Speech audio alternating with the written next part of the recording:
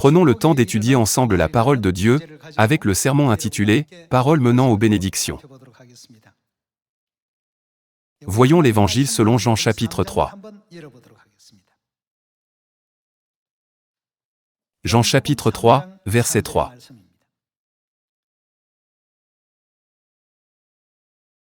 Jésus lui répondit, « En vérité, je te le dis, si un homme ne naît de nouveau, il ne peut voir le royaume de Dieu. »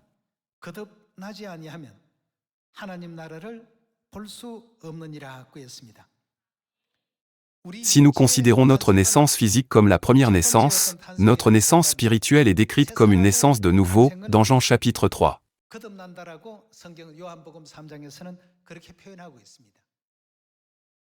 Disons que par le passé, nous étions quelqu'un qui se mettait souvent en colère facilement, exprimait des paroles de plainte et se comportait négativement envers les autres. Lorsque nous étions contrariés, nous ne pouvions pas contrôler notre humeur et nous faisions pression sur les gens. Naître de nouveau ne veut-il pas dire naître une seconde fois? Par conséquent, maintenant, nous devons renaître en tant que ceux qui, après avoir été purifiés et guéris par la puissance de la parole de Dieu, ne disent plus de paroles de ressentiment, d'impolitesse ou de jalousie. Nous devons savoir comment dire des paroles qui encouragent, prennent soin d'eux, soutiennent, élèvent et fortifient les autres,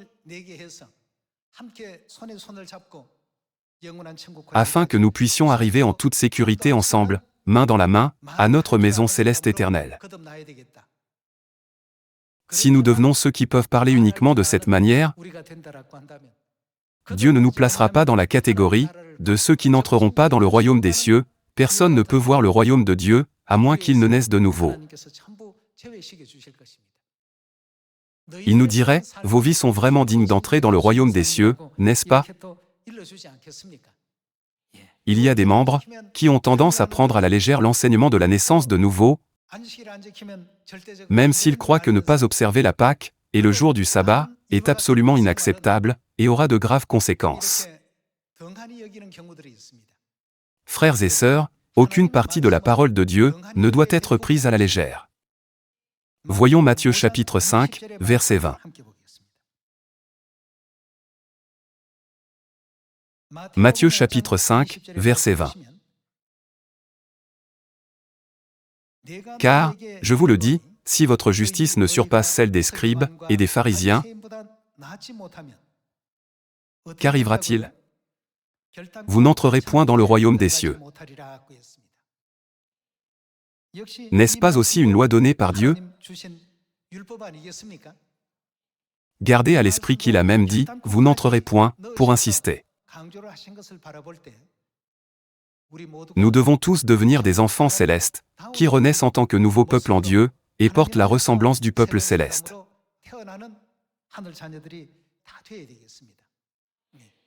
Ne devrions-nous pas être reconnus comme ceux qui sont différents des gens du monde dans nos paroles, nos actions et nos attitudes?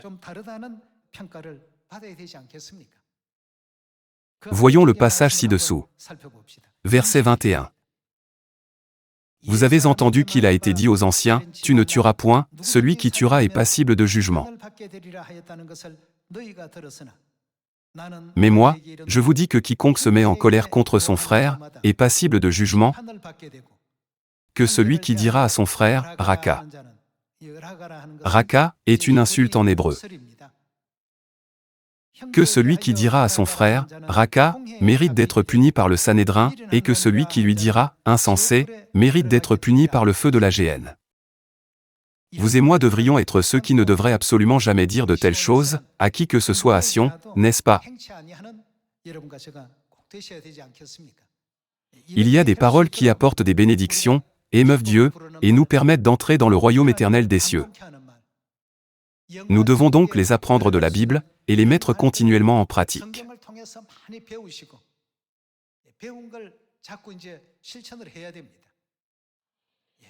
Par conséquent, merci. Je suis désolé. C'est ma faute. Je ferai plus d'efforts, et je ferai mieux à partir de maintenant, sont des mots qui doivent toujours être utilisés, comme pratique de base à Sion, car ils ne font pas de mal, mais ils montrent plutôt du respect envers les autres. Nous devons continuellement apprendre à dire « travaillons ensemble en harmonie et en union ».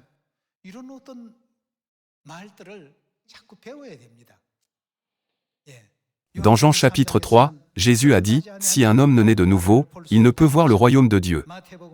Et dans Matthieu chapitre 5, il a dit « Si votre justice ne surpasse celle des scribes et des pharisiens, vous n'entrerez point dans le royaume des cieux ». Confirmons également cela dans 1 Thessaloniciens chapitre 5. 1 Thessaloniciens chapitre 5, verset 7. Car ceux qui dorment, dorment la nuit, et ceux qui s'énivrent, s'énivrent la nuit. Mais nous, qui sommes-nous? Qui sommes du jour, soyons sobres, ayant revêtu la cuirasse de la foi, et de l'amour, et ayant pour casque l'espérance du salut. Car Dieu ne nous a pas destinés à la colère, mais à la possession du salut par notre Seigneur Jésus-Christ. Découvrons quelles paroles doivent toujours utiliser, ceux qui recevront le salut doivent toujours utiliser en allant au verset 15. Dans le verset 15, il est écrit « Prenez garde que personne ne rende à autrui le mal pour le mal. » Que devons-nous nous efforcer de faire? Mais recherchez toujours le bien, soit entre vous, soit envers tous. Soyez toujours joyeux. Que devons-nous faire d'autre? Priez sans cesse. Que devons-nous faire d'autre? Rendez grâce en toutes choses, car c'est à votre égard la volonté de Dieu en Jésus-Christ. C'est ce que la Bible nous enseigne. Au cours de la vie, il y a des moments où nous devenons en colère, ou contrariés, et de nombreuses situations dans lesquelles nous ne pouvons pas contrôler nos émotions. Cependant, nous devons toujours nous souvenir, si votre justice ne surpasse pas celle des pharisiens et des scribes, vous n'entrerez certainement pas dans le royaume des cieux. Nous devons également nous souvenir, si un homme ne naît de nouveau, il ne peut voir le royaume de Dieu. Il y a certaines émotions qui appartiennent au monde, lorsque nous vivons d'une manière séculière. Nous cédons facilement aux murmures, aux plaintes, aux ressentiments, aux critiques, à l'envie, à la jalousie, à l'arrogance et à la vantardise.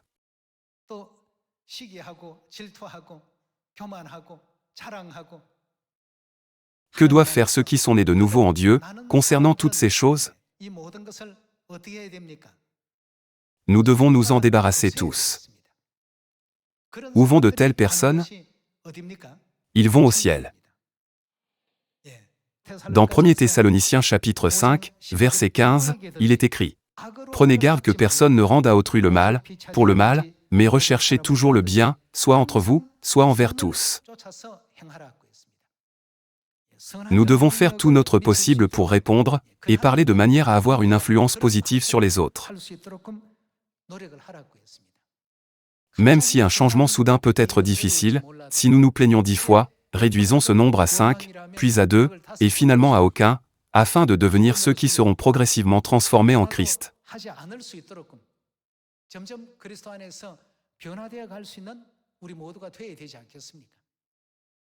Alors, que devons-nous faire? Nous devons apprendre à être joyeux. Lorsque nous sommes heureux, nous ne nous plaignons pas, n'est-ce pas? Que devons-nous faire en toutes choses? Lorsque nous rendons grâce, nous ne nous plaignons jamais. Être toujours joyeux, prier sans cesse, et rendre grâce en toutes choses, c'est la volonté de Dieu. Même si votre mari, votre femme, ou vos enfants disent quelque chose qui vous met un peu mal à l'aise, répondez avec l'état d'esprit « Je comprends que cela peut arriver » et traitez-les gentiment, comme des gens célestes. Souvenez-vous qu'en agissant ainsi, les bénédictions s'accumuleront dans le ciel 1 fois, 2 fois, 10 fois, 100 fois, et même 1000 fois. Tout cela n'est-il pas aussi le commandement de Dieu qui nous est donné? Même si c'est la volonté de Dieu, qu'arrivera-t-il si nous sommes en colère tous les jours, que nous nous disputons avec les gens, que nous prononçons des paroles dures chaque jour, et que nous donnons toujours la priorité à nos sentiments, que cela plaise ou non aux autres? Alors, nous finirons par mener une vie insensée, enfreignant constamment les lois énumérées dans 1 Thessaloniciens chapitre 5.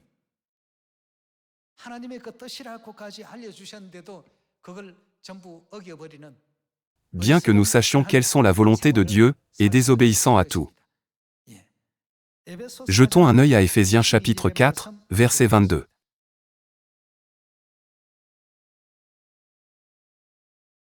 Par rapport à votre vie passée, du vieil homme, qui se corrompt par les convoitises trompeuses, que devons-nous faire? À être renouvelés dans l'esprit de votre intelligence, et à revêtir l'homme nouveau, créé selon Dieu dans une justice et une sainteté que produit la vérité. C'est pourquoi, renoncez aux mensonges, et que chacun de vous parle selon la vérité à son prochain, car nous sommes membres les uns des autres. Si vous vous mettez en colère, ne péchez point, que le soleil ne se couche pas sur votre colère, et ne donnez pas accès au diable. Que celui qui dérobait ne dérobe plus, mais plutôt qu'il travaille, en faisant de ses mains ce qui est bien, pour avoir de quoi donner à celui qui est dans le besoin. Et, que devons-nous faire? Qu'il ne sorte de votre bouche aucune parole mauvaise, mais, s'il y a lieu, quelques bonnes paroles, qui servent à l'édification, et communiquent une grâce à ceux qui l'entendent.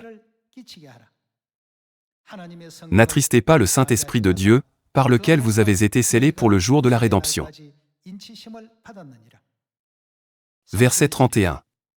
Que toute amertume, toute animosité, toute colère, toute clameur, toute calomnie, et toute espèce de méchanceté, que devons-nous en faire? Disparaissent du milieu de vous. Dieu nous ordonne de faire disparaître ces choses du milieu de nous, mais certains le gardent secrètement sans s'en débarrasser.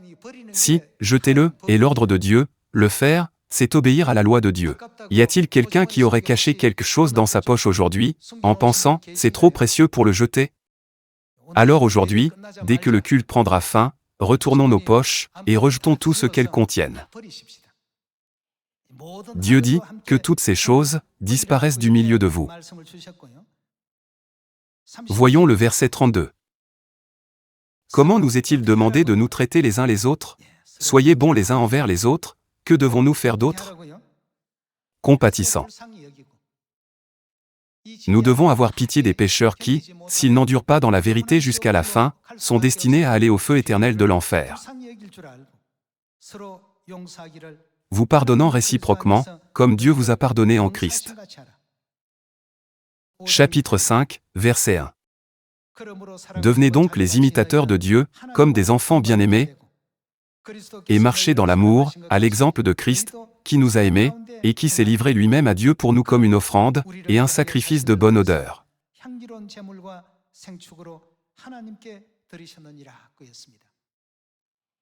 En tant que peuple du royaume éternel des cieux, nous serons tous transformés à l'image glorieuse du Christ, et jouirons de la vie éternelle, et des bénédictions dans le royaume des cieux pour toujours. Alors, ne devrions-nous pas nous entraîner à atteindre la piété sur cette terre? Est-il acceptable de ne pas la pratiquer? Toutes les paroles de Dieu dans la Bible sont des statuts, des ordonnances, et des lois, que nous devons respecter et observer. Par conséquent, nous ne devons pas dire, c'est absolument impossible pour moi à garder. Tout doit être gardé. Nous devons nous efforcer d'obéir à tout cela. Pendant que Jésus dirigeait la cérémonie du lavement des pieds, Pierre a dit, « Seigneur, jamais tu ne me laveras les pieds. » Alors, qu'a dit Jésus? Il a dit, « Si tu ne fais pas ce que je prescris, à partir de maintenant, tu n'auras point de part avec moi. » Frères et sœurs, les paroles de Dieu ne doivent pas devenir insignifiantes pour nous, n'est-ce pas? Par conséquent, nous devons toujours être joyeux, prier sans cesse, et rendre grâce en toutes choses. J'espère que tous les frères et sœurs de Sion deviendront ceux qui peuvent se débarrasser de leur ancien moi, et être transformés en leur nouveau moi, afin que cette année soit l'année où nous déclarons avec confiance à Dieu, « Maintenant, je suis prêt à entrer dans le ciel. » Dans le livre des Nombres, il y eut des paroles positives et négatives prononcées par les 12 espions. 10 d'entre eux parlèrent négativement. Ils dirent des choses comme « Nous ne pouvons absolument pas conquérir le pays de Canaan, où coule le lait et le miel ». Cependant, 2 d'entre eux ne dirent pas de telles choses. Au lieu de cela, ils dirent « Même si les gens qui vivent là-bas sont de grande taille et stature, ils nous serviront de pâture, puisque c'est la terre que Dieu nous a promise. » Frères et sœurs, il avait déjà été déterminé qui pouvait entrer dans le pays de Canaan et qui ne pouvait pas y entrer. Pourquoi le dernier groupe n'a-t-il pas pu entrer? Il ne savait pas prononcer des paroles qui apportent des bénédictions. Les paroles de la foi produisent toujours des bénédictions. Les paroles qui priorisent Dieu et le considèrent comme le sauveur de nos âmes sont toujours accompagnées de bénédictions.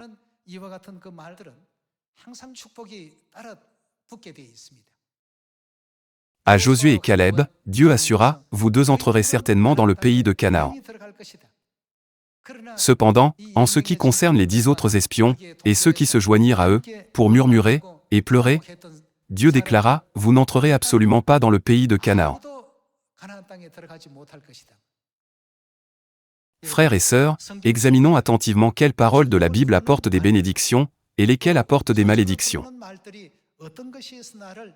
Dans l'évangile que nous avons lu tout à l'heure, il est écrit que quiconque dit à un frère, ou à une sœur, « Raka » n'entrera pas au ciel, mais il sera jeté dans le feu de l'enfer.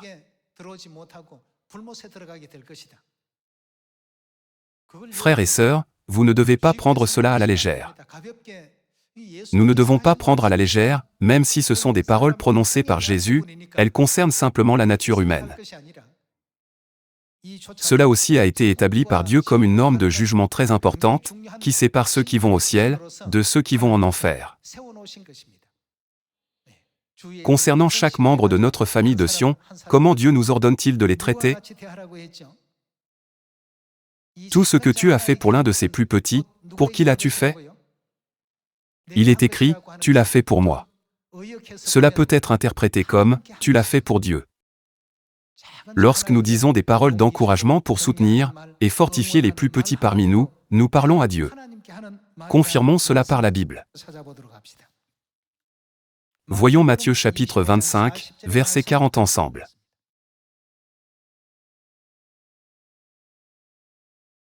Et le roi leur répondra, « Je vous le dis en vérité, toutes les fois que vous avez fait ces choses à l'un de ces plus petits de mes frères, c'est à moi que vous les avez faites. »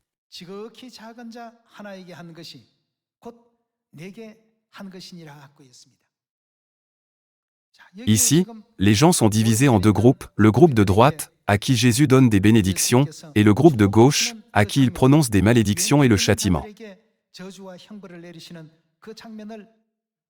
Alors, ces gens ont-ils vraiment traité Dieu de cette manière dans leur vie quotidienne? Ils ne l'ont pas fait directement à Dieu. Néanmoins, qu'impliquent leurs actions envers chaque petit enfant qui croit en Dieu? En fin de compte, cela est devenu un critère crucial pour déterminer s'ils vont au royaume des cieux ou en enfer.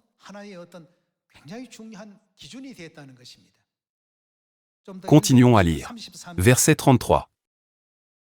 Dans le verset 33, il est écrit « Et il mettra les brebis à sa droite et les boucs à sa gauche. » Alors le roi dira à ceux qui seront à sa droite, « Venez, vous qui êtes bénis de mon Père, prenez possession du royaume, qui vous a été préparé dès la fondation du monde. Car j'ai eu faim, et vous m'avez donné à manger, j'ai eu soif, et vous m'avez donné à boire, j'étais étranger, et vous m'avez recueilli.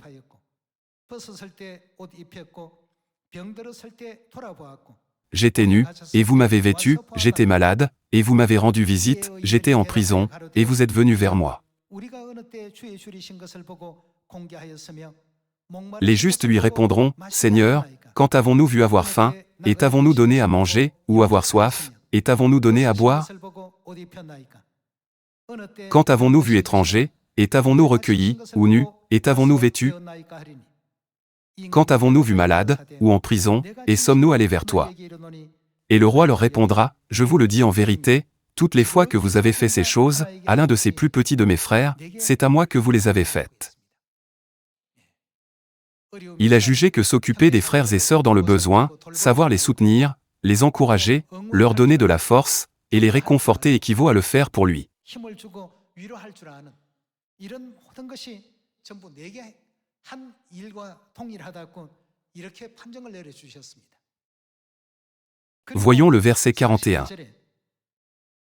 Ensuite il dira à ceux qui seront à sa gauche, retirez-vous de moi, maudits, allez dans le feu éternel qui a été préparé pour le diable et pour ses anges.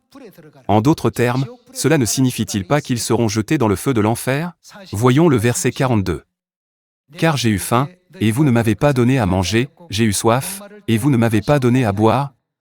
J'étais étranger, et vous ne m'avez pas recueilli, j'étais nu, et vous ne m'avez pas vêtu, j'étais malade, et en prison, et vous ne m'avez pas rendu visite. Ils répondront aussi, Seigneur, quand avons-nous vu ayant faim, ou ayant soif, ou étranger, ou nu, ou malade, ou en prison, et ne t'avons-nous pas assisté?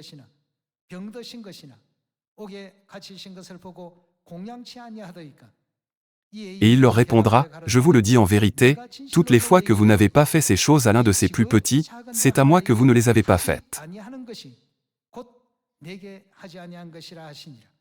Et ceux-ci iront au châtiment éternel, mais les justes à la vie éternelle. Cela détermine qui va au ciel et qui va en enfer. Nous pensons que cela ne fait pas partie de la nouvelle alliance car nous observons la Pâque, le sabbat et la loi de la nouvelle alliance de Dieu.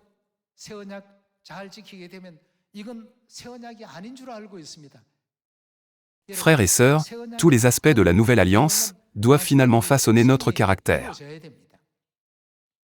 Afin de pardonner à ses enfants pécheurs, Dieu n'a-t-il pas abandonné sa chair et versé son sang,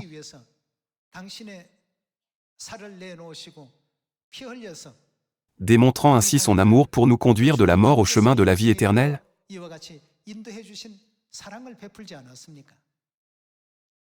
Chaque fois que nous mangeons le pain de la Pâque et buvons le vin de la Pâque, à quoi devons-nous penser? Nous devons penser à l'amour de Dieu et à son sacrifice pour les pécheurs. Moi aussi, je dois vivre ce genre de vie pour mes frères et sœurs, ce type d'esprit doit être vivant dans la nouvelle alliance.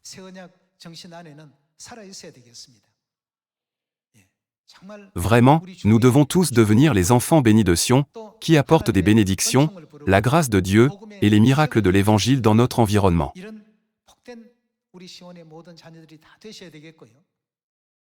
Comme il est dit, si votre justice ne surpasse pas celle des pharisiens et des scribes, vous n'entrerez certainement pas dans le royaume des cieux. Nos œuvres, nos paroles et notre état d'esprit doivent vraiment devenir ceux du peuple céleste, comme des anges.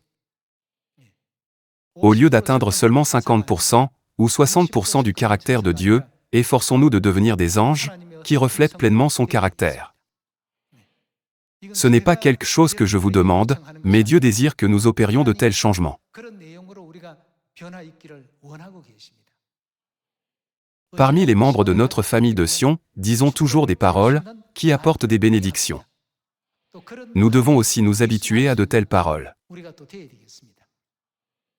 Si Dieu a promis de nous donner le pays de Canaan, nous devons répondre « Amen » et dire « Ils nous serviront de pâture ».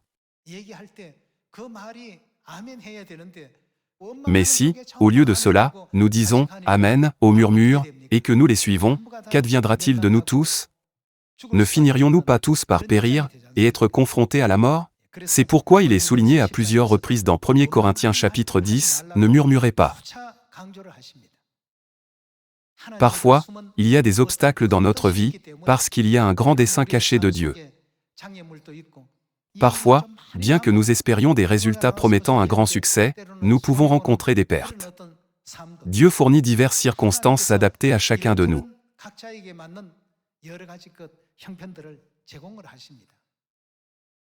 Cependant, que découvrons-nous en y regardant de plus près? Au final, nous réalisons que Dieu nous a conduits sur ce chemin pour nous bénir. Joseph, le 11e fils de Jacob, le père de la foi, a traversé une vie remplie de hauts et de bas. Joseph a été vendu comme esclave en Égypte par ses frères. Lorsqu'il était serviteur dans la maison de Potiphar, il a été faussement accusé et envoyé en prison. Grâce à sa capacité à bien interpréter les rêves, il a été choisi par Pharaon, et plus tard, il est devenu Premier ministre, supervisant toute l'Égypte. Dieu était avec lui à chaque étape du chemin. Dieu était avec lui non seulement dans les bons moments, mais aussi dans les circonstances défavorables. Dieu a attendu patiemment jusqu'à ce que les Israélites deviennent un grand peuple et construisent une nation puissante en Égypte par ce processus. Vous devez toujours accepter que les hauts et les bas font partie de notre vie quotidienne. Vous pensez peut-être, ce membre semble recevoir les bénédictions de Dieu, alors tout se passe bien dans sa vie. Pourquoi ai-je tant de difficultés, ou tout le monde a l'air heureux? Pourquoi ne reçois-je pas les bénédictions de Dieu, même si j'ai la foi en Dieu? De telles pensées doivent être mises de côté.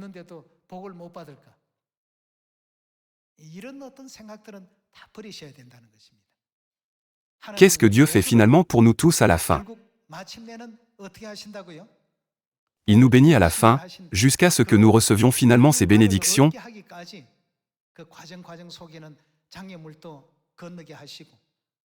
Dieu nous guide à travers un processus où nous pouvons rencontrer des obstacles, endurer des difficultés, subir des pertes, et parfois vivre de grands succès.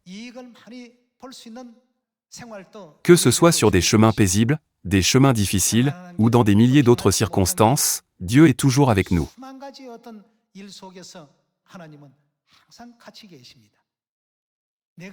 Même si nous marchons dans la vallée la plus sombre de l'ombre de la mort, que fait Dieu? Ne dit-il pas qu'il sera avec nous, qu'il sera notre lumière, et qu'il sera notre bâton? Dieu nous permet de rencontrer de nombreux types de vie sur cette terre, pour finalement nous placer dans la position glorieuse d'être le sacerdoce royal, dans le royaume éternel des cieux. Chaque fois que nous rencontrons de telles expériences de vie, nous ne devons pas penser négativement, comme « suis-je le seul à ne pas recevoir de bénédiction? Pourquoi cela m'arrive-t-il » Pensez à ce que Joseph a dit à ses frères, « Tout cela a été fait par Dieu. Ce n'est pas vous qui m'avez vendu en esclavage en Égypte. » Il leur a dit de ne pas se blâmer, parce que tout s'était passé sous la grande providence de Dieu. N'est-il pas écrit dans la Bible qu'il n'a pas haï ses frères, qui l'ont vendu, mais qu'il les a plutôt réconfortés? Puisque Père et Mère nous conduisent sur le chemin significatif du ciel dans leur grand plan, quel que soit le genre de vie qui nous est donné, cela fait partie du voyage vers le ciel.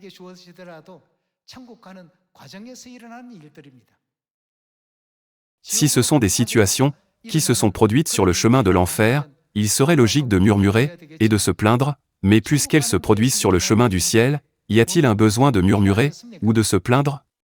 Nous devrions être joyeux. Nous devrions déborder de gratitude. Nous devons tous devenir ceux qui rendent la louange et la gloire à Dieu chaque jour.